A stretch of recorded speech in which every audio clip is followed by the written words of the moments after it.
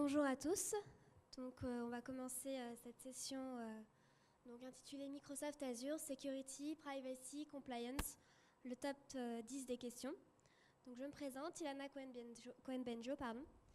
Je travaille en avant-vente avec les partenaires BI chez Microsoft et aujourd'hui je suis accompagnée d'Émilie.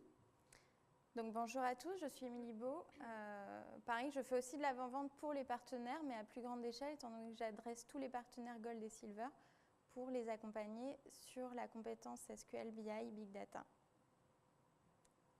Donc le sujet que l'on souhaite aborder aujourd'hui est assez challenging. Là c'est pour le GUS. Donc si vous souhaitez à la fin remplir les formulaires, voici les informations. Hop, on passe. Alors, avant de commencer dans le vif du sujet, mon chef est dans la salle ici, donc un peu en stress, en train de se dire « Émilie, tu n'es pas une spécialiste en sécurité, tu n'es pas une spécialiste juridique, donc qu'est-ce que tu fais ici à parler de la sécurité dans Azure ?» En fait, donc juste cette petite slide pour se dédouaner. Aujourd'hui, on va vous présenter cette session non pas en tant que représentante de Microsoft, mais vraiment en tant que membre du GUS. Donc en fait, on souhaite vraiment... Enfin, ce qu'on a fait, c'est qu'on a travaillé sur toutes les documentations possibles en termes de sécurité sur Azure et Office 365. Donc on est vraiment au même niveau que vous, on n'est pas des spécialistes en sécurité ni en juridiction. Mais c'est un sujet qu'on a vraiment creusé pour cette session, pour pouvoir vous aider à vous y retrouver dans la sécurité que Microsoft offre en termes de cloud et notamment de sécurité et de confidentialité pour les données de ses clients. Donc, ce qui est très important, c'est que le seul outil, la seule référence qui fait foi, c'est vraiment le Trust Center. Le Trust Center, c'est quoi? C'est un site internet public sur lequel vous allez pouvoir retrouver toutes les informations dont on va vous parler aujourd'hui. Et aujourd'hui, on va vous en proposer une interprétation. Mais vraiment, si vous voulez avoir toutes les informations légales et vérifiées, il faut vraiment se référer à ces sources-là. Donc voilà, aujourd'hui, on a réuni 10 questions sous 3 thèmes. Donc la partie sécurité, la partie privacy qu'on peut appeler confidentialité. Donc souvent, les clients confondent sécurité et confidentialité des données, c'est deux sujets différents. Et la partie compliance, donc on ne va pas passer beaucoup de temps parce que c'est surtout des normes, etc. Il faut être vraiment très spécialisé dans ce domaine-là, mais on voulait quand même vous donner les éléments à retenir. Alors, au niveau des questions, donc sous ces 3 thèmes, on va répondre donc à des questions sur la partie sécurité, la partie confidentialité, hop, et la partie compliance, donc pendant l'heure qui va arriver. Ok ? Donc je ne sais pas dans la salle si vous êtes déjà utilisateur de la solution Microsoft Azure ou si vous êtes là pour essayer de comprendre, parce que c'est vrai que c'est des questions que soit des clients vous êtes déjà posées, soit des partenaires vous êtes déjà posées. Et donc c'est important de connaître un petit peu comment ça se passe et comment Microsoft opère. Donc aujourd'hui, Microsoft opère plus de 200 services dans le cloud, représentant 1 milliard de clients, 20 millions d'entreprises et répartis dans 90 pays dans le monde. Donc sachez que au début, Microsoft a opéré plutôt dans... Donc ces services sont variés comme vous voyez. C'est à la fois des services pour le grand public et des services pour les entreprises. Et d'ailleurs, en 99, on a commencé avec Hotmail, donc qui s'appelle maintenant Outlook, où on distribuait donc ce service. Et à l'époque, on louait en fait des serveurs dans des data centers, donc on n'était pas propriétaire de nos propres data centers. Et aujourd'hui, en 10 ans, ça a évolué. Maintenant, même l'édifice appartient à Microsoft, en plus donc des serveurs. Autre chose donc qu'il faut savoir, c'est que aujourd'hui, si vous regardez un petit peu les fournisseurs dans le cloud dans le marché, il y a ces tableaux donc, que vous voyez sur le côté à gauche qui montrent un petit peu les investissements qui sont faits chez les fournisseurs de services cloud. Et donc ça, c'est un rapport qui a été fait est fourni par les sociétés de finances qui nous ont remonté un petit peu quel était l'investissement financier qui était attribué par Microsoft. Et ce que vous voyez donc en bleu foncé, c'est tout ce qui est la partie investissement fait dans les data centers, et ce sont des investissements très coûteux. Donc je ne sais pas si vous avez une idée un petit peu du prix d'un data center, mais pour vous donner un petit peu une échelle, un data center d'1 mégawatt, excusez-moi, je suis un petit peu malade, ça représente 10 millions d'euros, et donc un data center de 70 mégawatts, c'est 700 millions d'euros. Donc c'est vraiment des investissements qui sont importants. C'est pour ça qu'aujourd'hui, dans le marché, tous les fournisseurs cloud ne sont pas propriétaires de leur data center. Par exemple, Salesforce n'ont pas leur propre data center.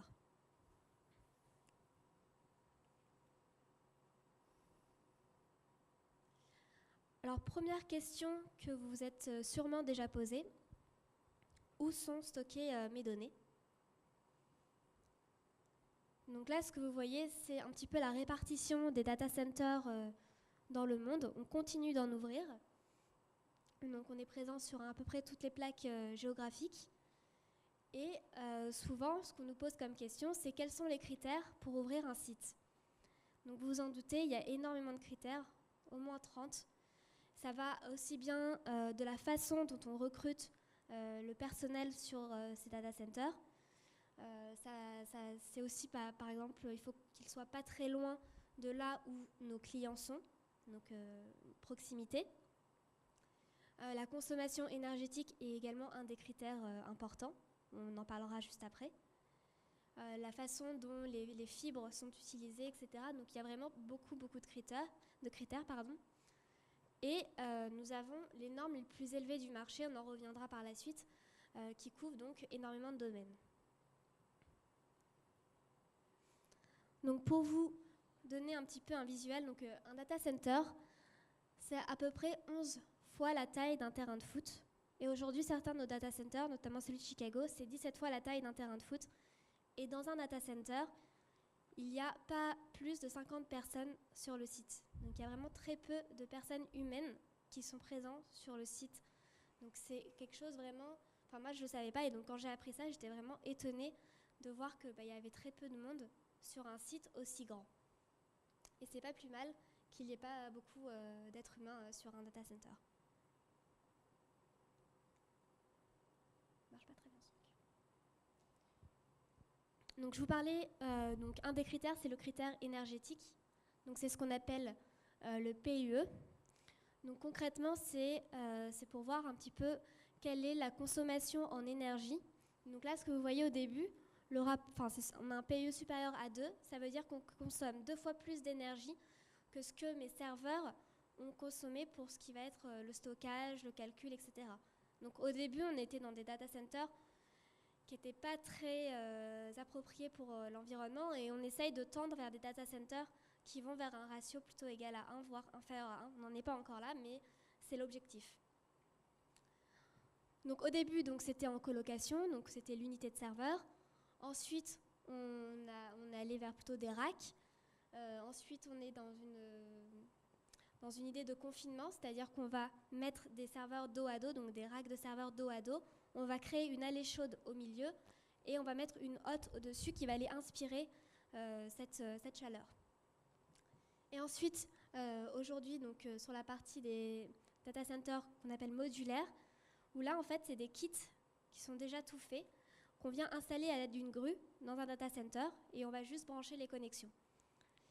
Donc aujourd'hui, le data center de Dublin, on est plutôt sur un data center de génération 2-3, et celui de Chicago, qui est beaucoup plus grand, on va plutôt sur une optique de data center en kit qu'on vient ajouter. Donc si c'est un sujet qui vous intéresse, sachez qu'au Tech Days l'année dernière, Bernard Roucoulian avait fait une présentation vraiment très intéressante sur la façon dont sont faits les data centers. Et donc vous pouvez aller voir cette session avec des vidéos qui représentent vraiment l'allure d'un data center avec ses kits.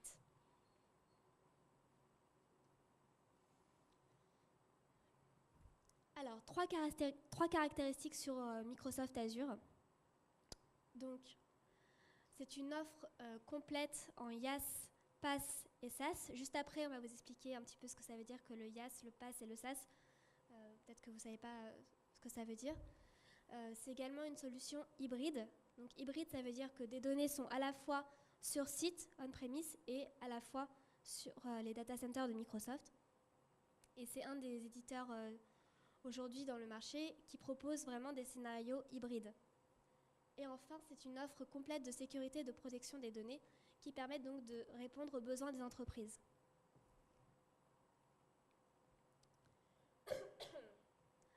Donc, pour visualiser un petit peu le IaaS, le PaaS et le SaaS, on a trouvé cette image assez drôle qui permet vraiment de faire un comparatif avec Pizza as a Service. Soit vous le faites tout à la maison, donc vous occupez du four, d'acheter la pâte, de cuisiner, etc. Soit take and bake, donc c'est typiquement vous allez à Picard, vous achetez quelque chose qui est déjà plus ou moins fait, mais vous devez vous occuper de la cuisson, du service, etc. Soit pizza delivered, donc c'est vous passez commande par exemple à Pizza Hut et on vous livre une pizza, mais vous devez vous occuper de mettre la table. Soit la dernière partie, donc c'est vous allez au restaurant et donc dans ce cas-là vous vous occupez de pratiquement rien. Donc concrètement, donc dans Microsoft Azure, c'est la philosophie que l'on retrouve avec donc le IaaS, donc qui est la première colonne, où ça va être des VM. Vous allez vous occuper d'installer des VM, donc des machines virtuelles sur Microsoft Azure. Ensuite, la deuxième colonne, vous allez vous occuper, donc vous allez vous affranchir des couches PaaS, pardon. Et vous allez vous occuper donc, de tout ce qui va être l'accès aux données, la plateforme. Et la troisième colonne, donc c'est le SaaS, Software as a Service. Pardon. Vous allez vous occuper donc plutôt de la consommation d'un service. Typiquement, c'est Office 365 ou d'autres solutions sur le marché comme Dropbox, par exemple. Donc Azure, donc leader dans le IaaS, PaaS et SaaS. Donc c'est un des seuls éditeurs qui est présent sur les trois stacks. Ce qui est intéressant de voir ici, c'est qu'en 2012, on n'était même pas présent dans la partie IaaS et qu'au fil des années, Microsoft a monté un petit peu les échelles dans le Gartner, dans le Magic Quadrant du Gartner pour aller rejoindre Amazon. Donc ensuite, on retrouve en bas donc Platform as a Service et Software as a Service. On ne voit pas très bien, mais de toute façon, vous aurez les slides via le groupe utilisateur SQL Server.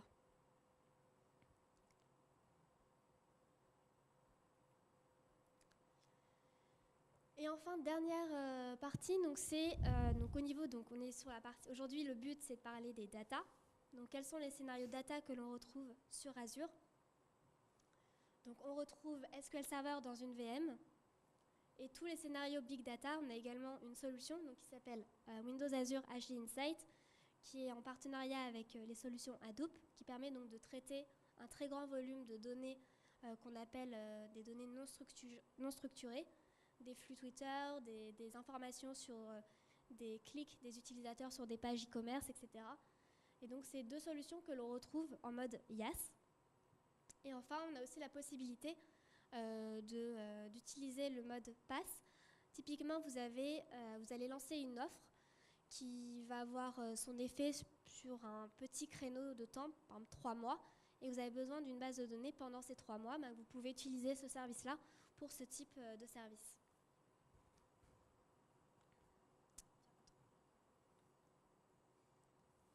Et on va continuer plus en détail maintenant sur la partie sécurité avec Émilie Beau. Et on a voulu faire aussi à la fin un petit exemple avec Power BI, parce que souvent on nous pose des questions, comment ça se passe en termes de sécurité avec Power BI. Donc c'est un sujet qui revient très fréquemment. Merci. Donc on va commencer à étudier justement les leviers qui permettent finalement d'outrepasser les inquiétudes de vous en tant que client ou de vos clients en tant que partenaires sur justement ces solutions Azure et Office 365. Donc on va commencer par quel est le niveau de sécurité de mes centres de données. Donc on a vu qu'on avait des data centers relativement importants et je vais vous montrer maintenant qu'est-ce qu'on a mis en place en termes de sécurité physique et logique sur ces data centers. Donc vous connaissez peut-être Bernard Ouganlian, c'est notre responsable sécurité chez Microsoft France. En fait, il a illustré et il illustre souvent dans ses présentations sur Azure le fait que la sécurité, finalement, c'est vraiment spécifique à chaque entreprise. Une grosse entreprise dans le domaine de la finance au CAC 40 ne va pas avoir les mêmes besoins en termes de sécurité qu'une PME qui va utiliser des services moins conséquents et qui aura moins de législation et de règles sur la confidentialité de ces données.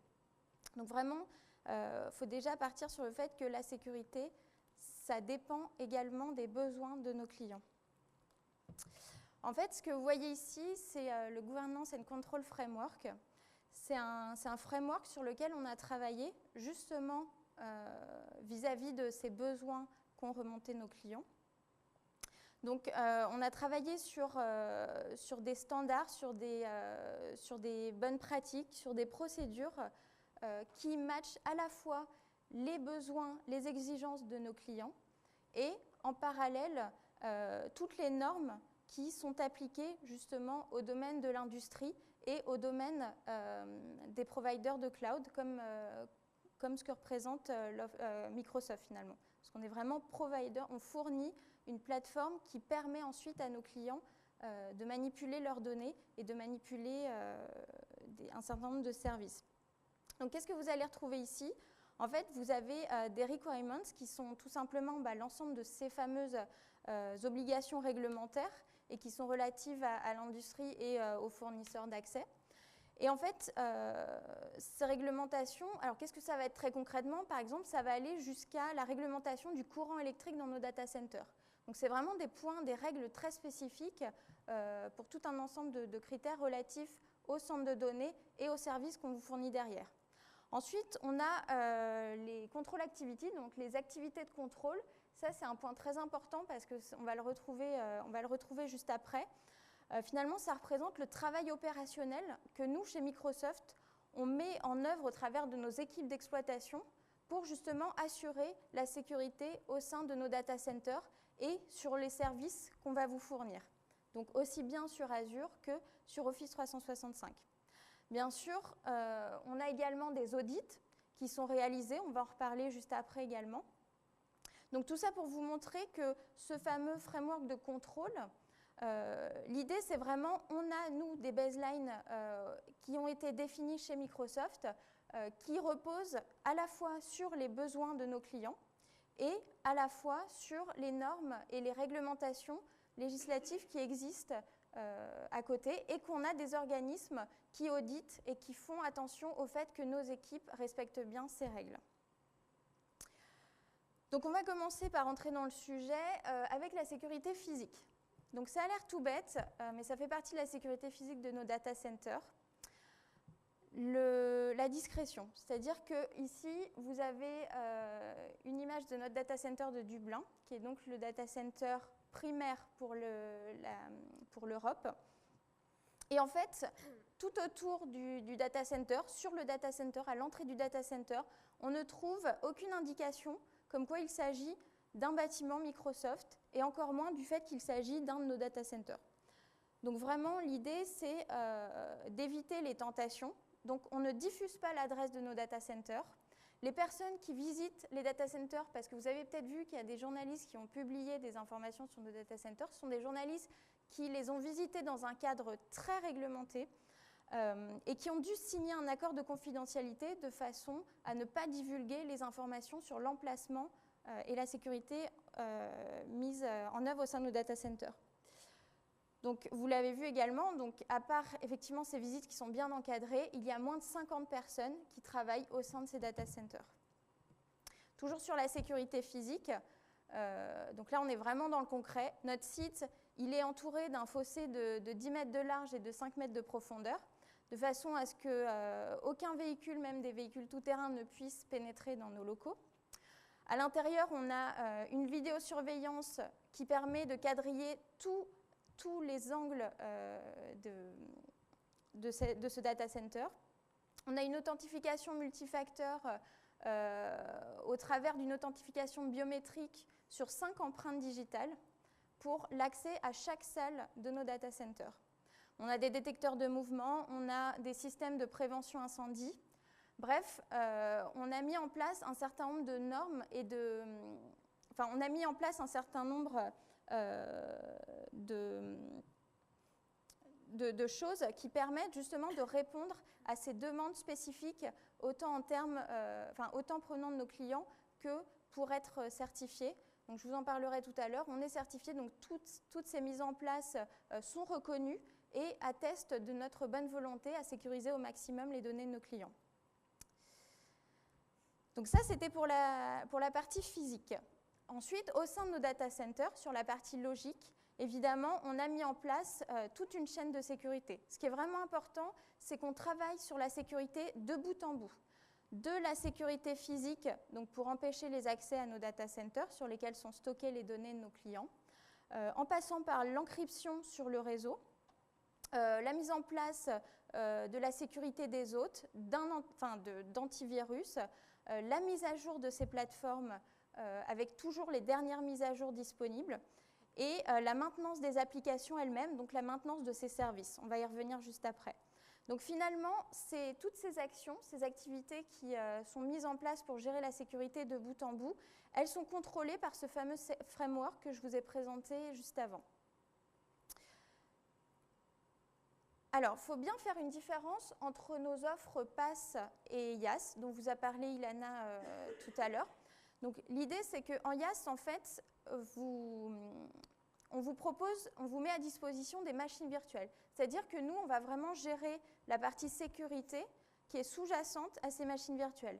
À partir du moment où on vous fournit une machine virtuelle, c'est une entité qui vous appartient, vous en faites ce que vous voulez. Donc finalement, c'est à vous de maintenir la sécurité. Vous êtes responsable de la mise à jour de l'OS, de la mise en place d'un firewall et de tout ce que vous opérez sur ces machines virtuelles. Donc vous avez plus de contrôle, mais finalement, vous avez aussi plus de responsabilités en matière de sécurité. Contrairement au PaaS, où là, c'est l'inverse, en fait, c'est nous qui allons gérer la sécurité de toutes les couches basses et on vous fournit un service dans lequel vous allez vous traiter vos données. On va voir qu'il y a quand même une considération à prendre en compte, même au niveau du PaaS, c'est que nous, on vous fournit un service, on vous fournit des outils en tant que provider de cloud, mais vous, en tant que client, vous êtes quand même responsable de ce que vous faites avec ces services.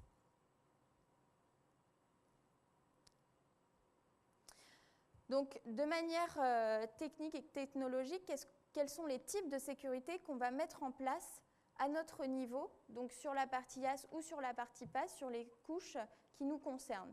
Donc, ça va être tout un tas de sécurité, de moyens de sécurité que vous connaissez déjà sur vos infrastructures physiques, si vous travaillez avec des outils Microsoft ou non d'ailleurs.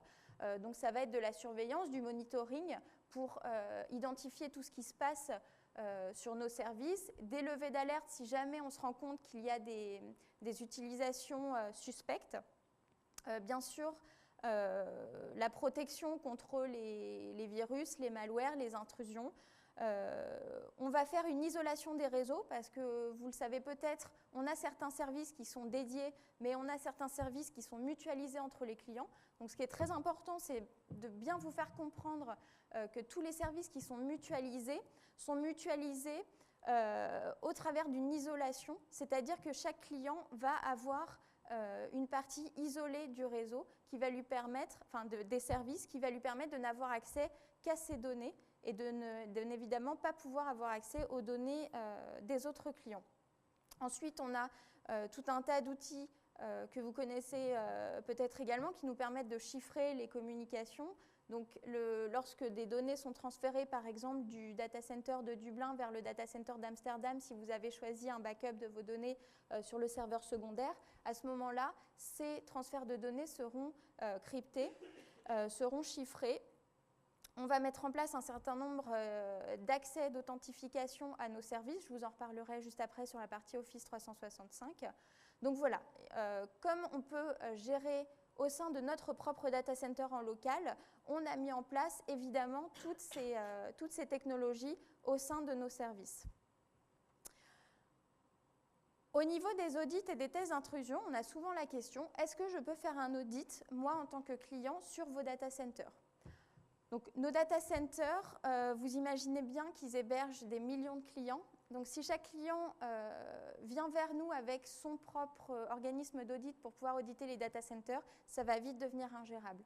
Donc ce qu'on a choisi chez nous, c'est de demander à une entité qui réalise justement des audits, de réaliser tous les ans un audit qui va à la fois contrôler le respect de ce que l'on déclare au niveau de nos contrats, au niveau de la gestion de la sécurité et de la confidentialité, et donc qui va vérifier en fait la mise en place de toutes ces actions au niveau de nos équipes qui gèrent ces contrôles-là. Donc on a un audit qui est certifié, donc on a été certifié encore cette année en 2014 par l'AICPA. Je vous ai mis tous les liens, bien sûr, comme je vous le disais au début, on ne fait que vous exposer les faits, mais après vous aurez tous les liens de ce qu'on dit là pour pouvoir aller vérifier ces informations et avoir plus d'informations relatives à ces informations. Donc on est certifié, on est audité tous les ans.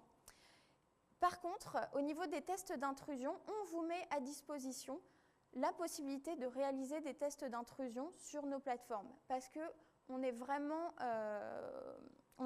confiant dans notre sécurité, évidemment, et on est vraiment transparent avec vous. Donc, on vous donne la possibilité de le faire. Bien sûr, c'est régularisé, c'est-à-dire que vous devez faire une demande 7 jours avant le test d'intrusion.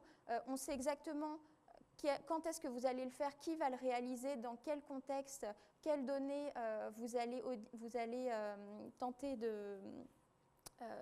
vous allez essayer de récupérer, etc. Donc c'est quelque chose qui est complètement contrôlé, mais qu'on met à votre disposition. Donc ensuite, en termes de sécurité, là on va parler justement plus spécifiquement de la partie authentification et confidentialité. Donc surtout sur la partie privacy, donc la confidentialité des données de nos clients. Donc c'est très important dans le cadre d'aujourd'hui, donc dans le cadre du GUS, tout simplement parce qu'on parle vraiment des données, même type des données que vous allez mettre dans des services comme Azure Database ou justement du SQL Server dans une machine en IaaS. Donc là vraiment, l'authentification, c'est un sujet qui nous concerne plus particulièrement aujourd'hui. Donc, en termes d'authentification, en fait, il va falloir qu'on s'assure également, comme pour la sécurité, d'avoir une authentification de bout en bout. Donc, on va le voir sur les 3 axes suivants. Donc, on va avoir de l'authentification au niveau du déploiement de nos services. Donc, c'est ce qu'on appelle chez nous la privacy by design. Donc, par design, quand on vous fournit un service, quand on est en train de le développer, on met un certain nombre on met en place un certain nombre d'actions relatives à la sécurité de l'authentification, à la sécurité de l'accès aux données. Ensuite, on gère évidemment tout ce qui est authentification et confidentialité des données lorsque nos logiciels sont en service, lorsque nos produits sont en service, donc lorsque vous uploadez vos données au sein de nos services. Et ensuite, on aide nos clients à protéger leurs données, parce que je vous l'ai expliqué tout à l'heure, on a des responsabilités, mais nos clients en ont aussi, et on a une démarche d'aider nos clients justement à être au courant de ce qui est disponible pour mettre en place la sécurité sur ces services. Et on vous aide, on vous fournit des best practices, des choses comme ça pour vous aider à le faire. Donc sur la partie mise en place justement d'une authentification et d'une gestion de la sécurité en termes de privacy au niveau du déploiement, donc nous du développement de nos services. En fait, ce qui se passe, c'est qu'on va mettre en place, donc déjà on définit ce que c'est qu'une donnée privée. Donc c'est tout type de données, donc ça peut être du texte, des enregistrements vocaux, du code, des logiciels, des images, etc. Attention au fait qu'une donnée privée, ce n'est pas forcément une donnée publique, ça peut être une donnée d'entreprise, c'est-à-dire que vos emails d'entreprise sont aussi des données privées. Donc en fait, ce qui se passe, c'est que chacun de nos services va respecter, comme je vous l'ai dit tout à l'heure, un certain nombre de standards. Donc pour pouvoir mettre en place justement la sécurité au niveau des demandes de ces standards, Ce qu'on a fait, c'est qu'on a mis en place en fait, ce qu'on appelle le SDL, le Secure Development Lifecycle, qui nous permet de définir des équipes composées de différentes ressources. Donc on va avoir des acteurs spécialisés dans la sécurité, dans la privacy des données, dans tout ce qui est processus, tout ce qui est finalement technologie nécessaire pour garantir une authentification et une confidentialité des données sur l'ensemble de la chaîne de développement de nos technologies. En fait, le SDL, il est formé de 7 phases. Et dans ces phases, en fait, on va vraiment couvrir un ensemble d'actions. Donc, par exemple, ça va être la formation de nos développeurs, parce que nos développeurs, ils sont très techniques, mais il faut leur expliquer ce qu'il incombe avec justement ces notions de confidentialité. On va avoir donc justement toute la mise en place de ces technologies de sécurité au niveau du développement même du code de nos services et de nos applications. Et on va avoir les actions à mettre en œuvre en cas de problème. Donc si jamais il y a un problème au niveau de la confidentialité des données chez nos clients, qu'est-ce qu'on met en place comme processus? Donc du coup, tout ça, ça va être réalisé par... Donc on a 40 spécialistes qui sont dédiés 100% de leur temps à ces questions de gestion de la confidentialité et d'authentification. Et on a également une centaine de personnes qui sont responsables sur l'ensemble de l'infrastructure du cloud de vérifier que ces bonnes pratiques sont bien mises en place en termes de confidentialité. On a également le Privacy Guideline. Donc c'est un document dans lequel on va résumer justement toutes ces bonnes pratiques qui va vous permettre, qu'on met à disposition publiquement et qui va vous permettre justement de vous appuyer dessus pour vous-même mettre en place ces différentes méthodes de sécurité au sein du développement de vos applications ou de l'utilisation de vos services au travers de notre plateforme. Donc une fois nos services mis en ligne, là aussi on continue justement à travailler sur la sécurité évidemment de la confidentialité de vos données. Donc ça va se faire également sur toute la stack en partant de nos data centers. Donc on a une équipe qui s'appelle la Global Foundation Services qui est composée d'un certain nombre de personnes qui sont dédiées à la mise en place de nos data centers, comme vous l'a expliqué Ilana tout à l'heure, et à la sécurité de ces data centers. Ensuite, donc on met en place, donc on a toutes ces briques techniques qu'on a mis en place au niveau du développement. Et ce qu'on va faire, c'est qu'on a développé en fait un programme relativement robuste de détection des risques sur nos data centers, donc en mode run, pendant que nos utilisateurs utilisent nos services, nous, on va travailler justement sur le potentiel de risque, le potentiel de faille de sécurité au sein de ces services. Donc même une fois qu'on a mis en place la sécurité, on continue à mettre en place des actions de surveillance au travers d'équipes spécialisées. Donc ce sont des juristes, ce sont des experts, des ingénieurs spécialisés en sécurité et en confidentialité. Ce sont des gens qui travaillent sur la communication pour pouvoir toujours vous mettre à disposition les informations relatives à la sécurité et à la confidentialité sur nos sites internet pour être tout le temps en transparence avec nos clients.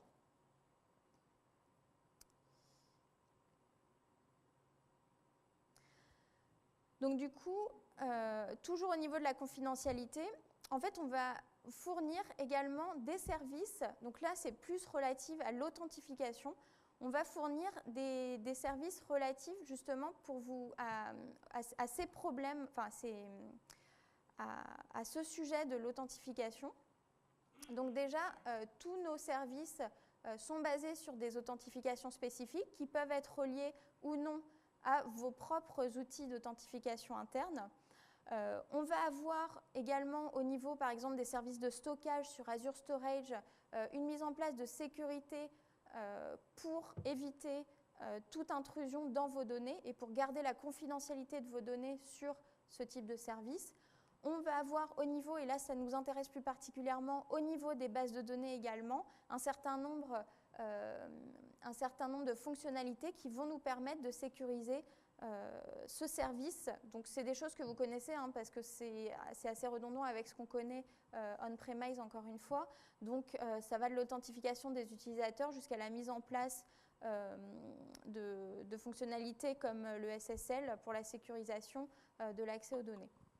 Donc tout ça pour vous montrer qu'en fait, en fonction des différents services que l'on va fournir au travers d'Azure, on a des systèmes de sécurité qui sont différents d'un point de vue technique. Donc en termes, encore une fois, de confidentialité, donc au niveau des données en elles-mêmes, ce qu'on va faire, c'est qu'on va crypter les données. Comme vous en doutez, en fait, l'idée, c'est vraiment de mettre à disposition des utilisateurs des données de façon, de mettre aux utilisateurs des outils qui vont leur permettre eux-mêmes de crypter leurs données s'il s'agit de la partie plutôt IaaS, par exemple, si c'est à vous de mettre en place de la sécurité.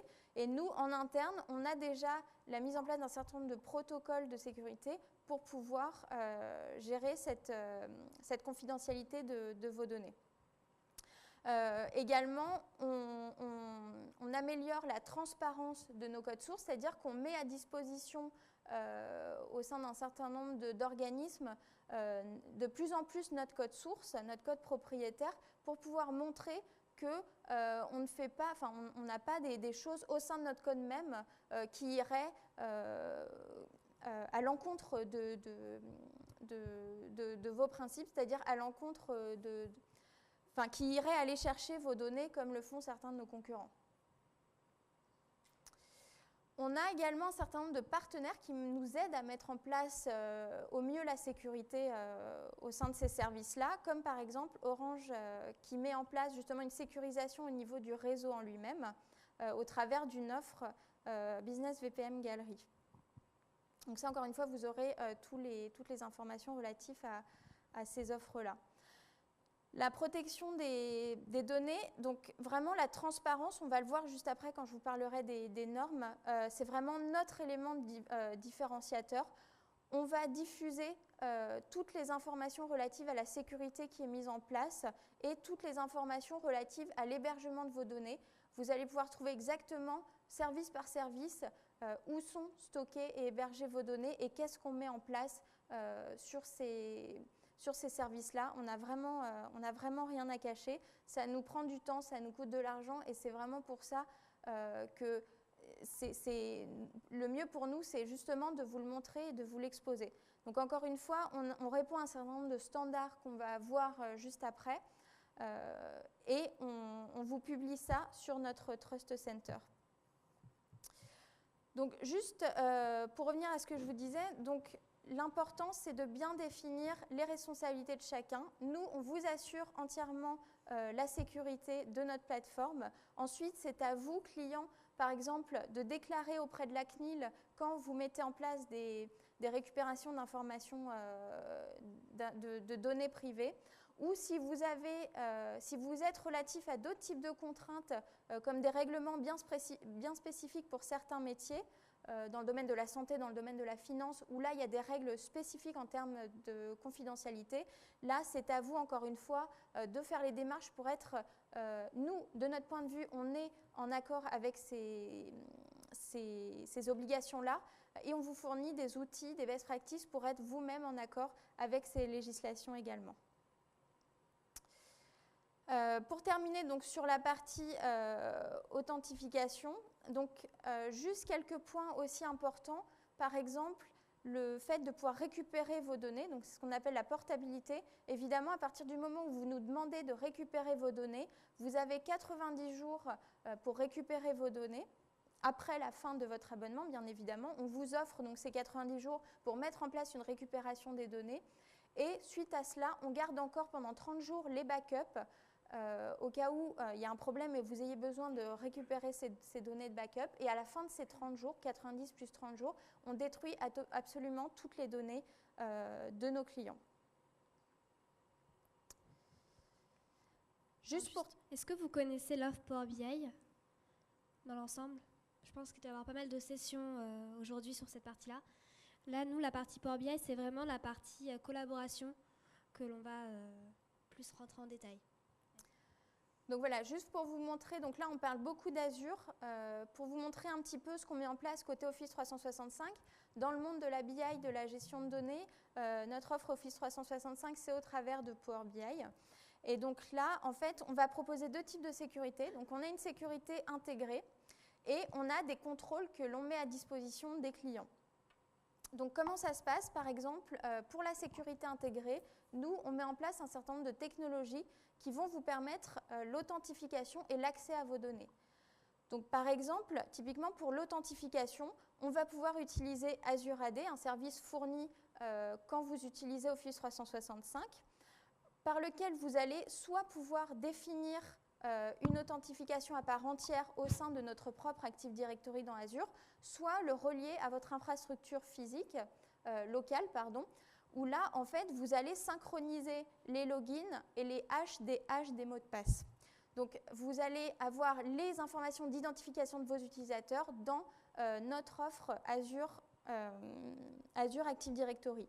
La deuxième solution, si vous ne voulez pas tout exposer, dont les mots de passe au sein de nos Active Directory, vous avez la possibilité de faire de la fédération. Donc là, vous avez un serveur en plus qui est ADFS qui va venir faire une passerelle finalement entre les authentifications cloud et votre Active Directory interne. Donc vous ne publiez que les logins et l'utilisateur, une fois qu'il va faire une demande d'authentification, va passer par ce fameux serveur ADFS qui est on-premise, qui est chez vous en local. Donc, authentification et sécurisation des données. Par exemple, grâce à Azure RMS, donc pour faire très rapide, Azure RMS, c'est quoi? Si j'ai mon utilisatrice Soumia qui veut envoyer un document, donc par exemple un fichier Excel avec du Power BI dedans à Christophe, sans RMS, Christophe, s'il le forward à d'autres personnes, dont une personne malveillante, à ce moment-là, cette personne pourra y avoir accès. Si je mets en place du RMS, à ce moment-là, Soumia va avoir un lock au niveau de son fichier et son fichier ne pourra être lu que par Christophe qui, lui, a la clé de décryptage de son fichier. Et à ce moment-là, si un usurpateur récupère ce fichier, il ne pourra pas accéder aux données qui sont dans ce fichier. Donc, on a ces technologies qui sont mises en place quand vous adhérez à des services Office 365.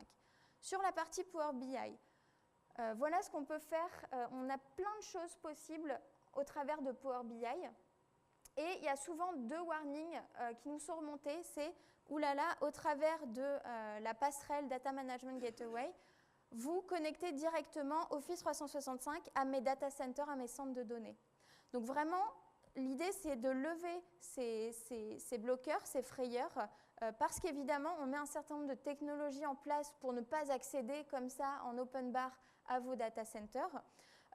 Donc, on met un bus sécurisé entre vos data centers et Office 365. On garde les logins et mots de passe on-premise, les logins et mots de passe qui vont permettre d'accéder à vos centres de données, donc par exemple à vos bases de données SQL Server. Vous avez la possibilité d'avoir un backup de ces logins et mots de passe dans le cloud, mais ce backup sera toujours crypté. Et vous pouvez mettre en place de l'HTTPS avec des certificats pour pouvoir justement mettre en place cette passerelle. J'ajouterais aussi que, je ne sais pas si vous avez déjà paramétré une passerelle sur Power BI, mais on vous fait télécharger deux agents, deux utilitaires, et ceux-là, ils sont installés vraiment chez vous en local et pas du tout sur la partie Office 365. On accélère un peu parce que du coup, j'ai parlé beaucoup. Alors juste pour faire vite sur cette partie-là, on en a déjà pas mal parlé. Donc ce qui va être la partie, j'avance, hop. La partie confidentialité des données, voilà, ça m'est déjà arrivé qu'un client me dise vous êtes Microsoft, vous êtes une société américaine, vous pouvez avoir accès à mes données. Et voilà donc, ce que dit donc, encore une fois le Trust Center. Vous voyez peut-être pas très bien, mais au niveau de la propriété des données, elle reste chez le client. Microsoft n'est pas propriétaire des données. C'est écrit sur ce document. Les seuls cas où Microsoft va pouvoir intervenir, c'est pour du troubleshooting. et donc pour réparer un incident. Et également en bas, ce que vous voyez, c'est que Microsoft Azure ne va pas aller utiliser ces informations à des biens publicitaires, donc pour faire de la pub, etc. Donc c'est également deux choses qu'il faut retenir sur la partie confidentialité et propriété des données. Et on va faire vite sur la partie normes. Ouais. On va essayer de faire rapide. Donc en termes de normes, comment ça se passe? Nous, en tant que Microsoft, on est fournisseur, on est data processeur, c'est-à-dire qu'on vous fournit finalement la plateforme qui vous permet ensuite de processer vos données, de transformer des données. Vous, en tant que client, vous êtes data controller, c'est-à-dire que vous contrôlez tout ce qui va se passer sur la donnée. Donc, je vous en ai parlé un petit peu tout à l'heure. Par exemple, les déclarations à la CNIL, on peut vous aider à les faire, c'est-à-dire dans le sens où on vous explique ce que nous, on met en place en termes de sécurité pour le faire, mais c'est à vous de le faire. En termes de normes, un petit cours d'histoire au niveau des lois sur la mise en place de sur la mise en place de ces règles d'authentification. En 1978 est sortie la loi informatique et liberté. Donc elle disait quoi? Elle disait qu'en tant qu'utilisateur, si on utilise mes données, je dois en être informé, je dois donner mon consentement, je dois pouvoir en connaître la finalité et avoir un droit d'accès et de rectification sur ces données. Donc toute entreprise qui met en place un fichier avec mes données personnelles doit le déclarer à la CNIL. Ensuite, en 1995, en fait, on s'est rendu compte que ce type de loi, enfin de législation, était développé dans tous les pays européens, mais un peu chacun à leur sauce. Du coup, en fait, la Commission européenne a décidé d'uniformiser, d'harmoniser toutes ces juridictions et a mis en place la directive de 1995 qui définit justement des normes relatives à toutes les notions de sécurité et d'accès aux données personnelles. Donc, à partir des années 2000, en fait, nos données en Europe ont commencé à traverser les frontières et à traverser notamment l'Atlantique parce qu'on a eu des entreprises, comme Microsoft d'ailleurs, des entreprises américaines qui ont voulu exploiter ces données. Et là, en fait, la communauté européenne, elle a été contactée donc par le département américain du commerce qui lui a dit, bah voilà, on aimerait pouvoir utiliser vos données en Europe. On leur a dit, oui, vous êtes bien gentils, mais nous, on a tout un tas de lois qui régulent l'utilisation de ces données. Vous n'avez rien. Donc c'est pour ça qu'ils ont travaillé ensemble pour mettre en place ce qu'on appelle le Safe Harbor, qui permet aux entreprises de dire, bah voilà, moi je suis conforme au Safe Harbor, c'est-à-dire que je respecte toutes les règles en termes de sécurisation de l'accès aux données que je vais récupérer. Donc les entreprises qui sont donc conformes au Safe Harbor, elles respectent déjà un certain nombre de normes. Donc ça, c'est relatif à Microsoft, donc c'est Microsoft Corporation qui est certifié Pearl Harbor, n'importe quoi, Safe Harbor. Mais par contre, au niveau des différents services et produits, on a mis en place un certain nombre de clauses dans nos contrats. Donc on a les modèles clauses qui vont donc permettre de faire le lien entre les clauses du client et les clauses de Microsoft pour chacun des produits et services que l'on va vendre à nos clients. Et on a ensuite ce qu'on appelle le DPA, le Data Processing Agreement, qui va permettre, c'est quelques pages en plus, qui va permettre d'expliquer de manière claire ce sur quoi on s'engage, nous, en tant que fournisseur de services cloud. Donc, je ne vais pas vous citer toutes les normes pour lesquelles on est conforme, parce qu'il y en a beaucoup, et elles ne sont pas toutes générales, il y en a des très spécifiques en fonction des secteurs. Mais s'il y en a une à retenir, c'est la certification ISO 27001, donc, qui a été réalisée. Donc, notre certificateur, ça a été le BSI, le bureau de certification, qui est spécialisé dans toute cette partie données numériques.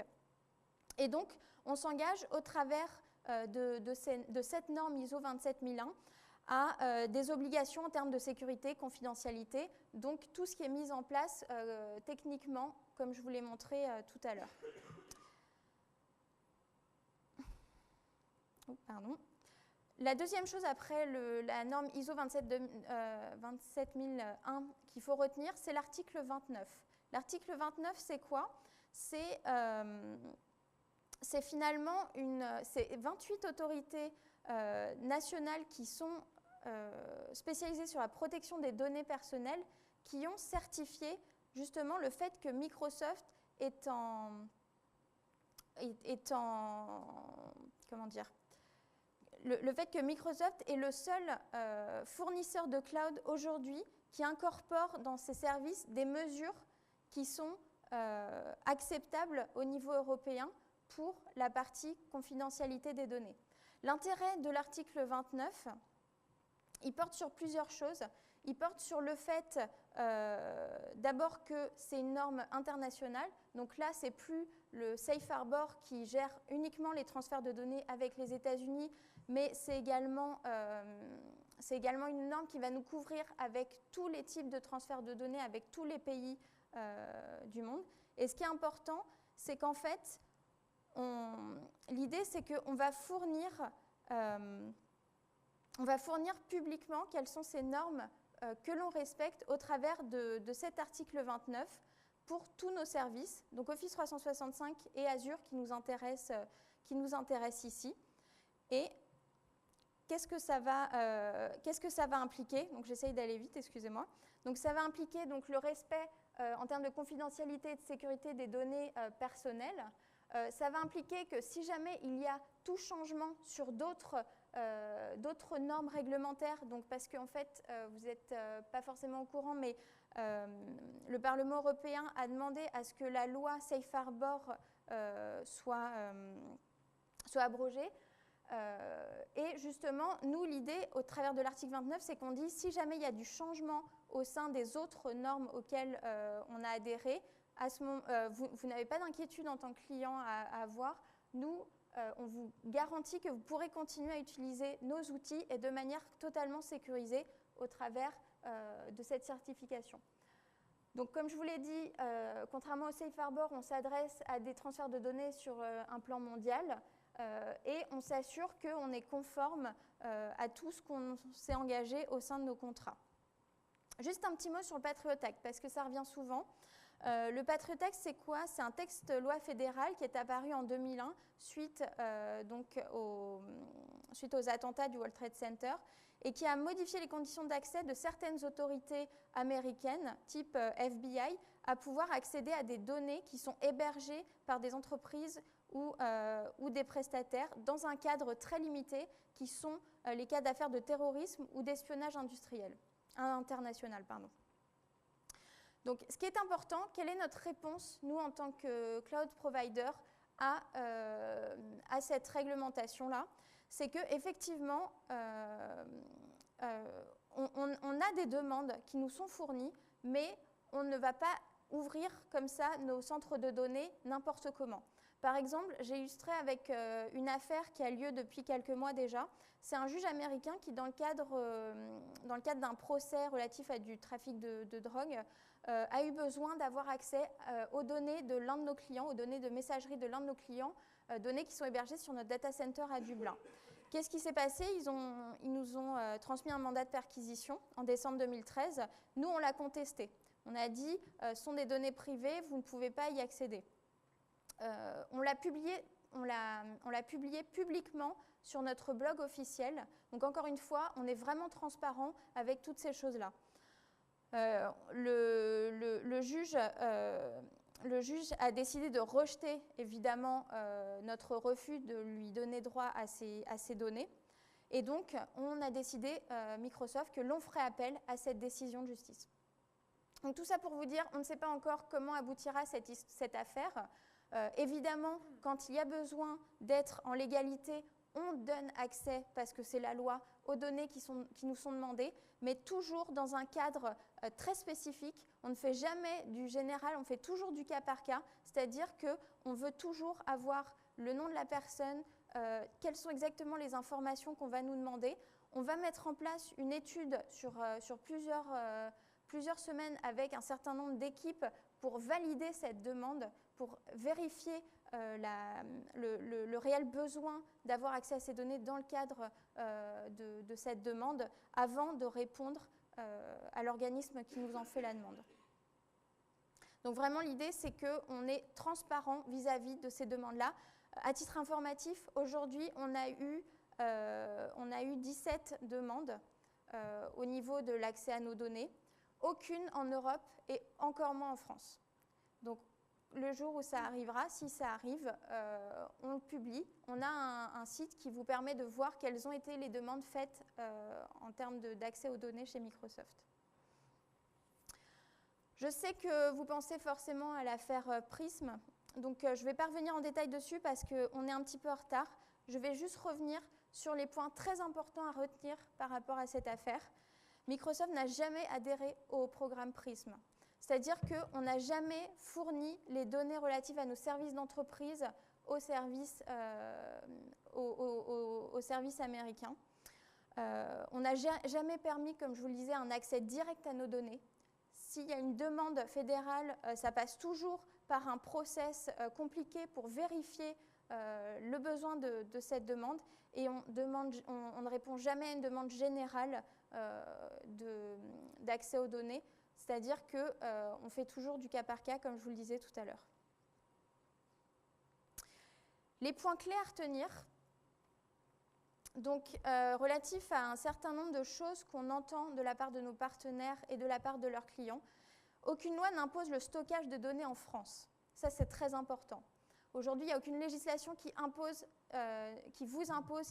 nos clients à stocker leurs données en France. Il y a des recommandations et des demandes spécifiques en fonction de certains métiers qui peuvent être adressés avec des choses comme par exemple l'hybride, mettre en place, garder les données sensibles sur site et mettre à disposition et mettre les données moins sensibles dans le cloud.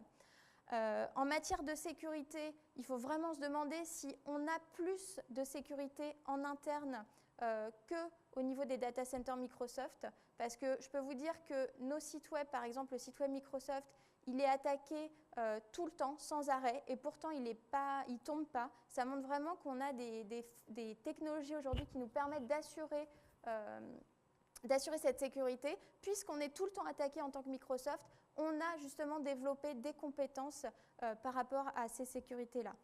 On s'engage à respecter évidemment tous les critères et les normes de l'article 29.